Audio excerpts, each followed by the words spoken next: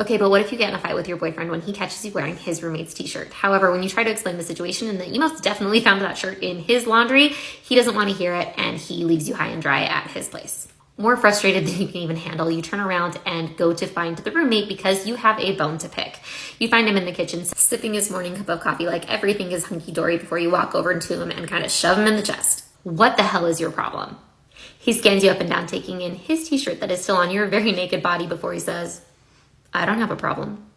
You roll your eyes before saying, why didn't you tell me I was wearing your t-shirt? You could have told me last night or maybe even this morning.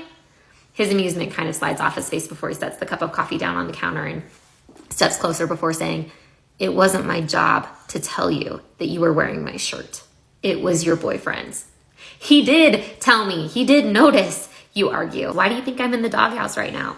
He kind of leans closer, and the guy's tall, so he's like towering over you before he says, I meant before you left his room, before he noticed another guy noticing you in not his t-shirt.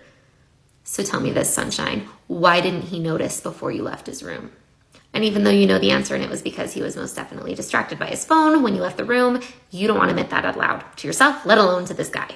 But instead of saying anything because you don't really have anything to say, you just glare up at him, just shooting daggers because you are so pissed. But this doesn't deter the roommate. If anything, he steps a little bit closer, his dark, flinty gaze holding you in place before he says, do you want to know a secret, sunshine? His attention drops down to your lips. I would have noticed. Then he pulls back a few inches and lets his gaze slide down your body one more time before he says, you can keep the shirt. It looks good on you. And then he walks away.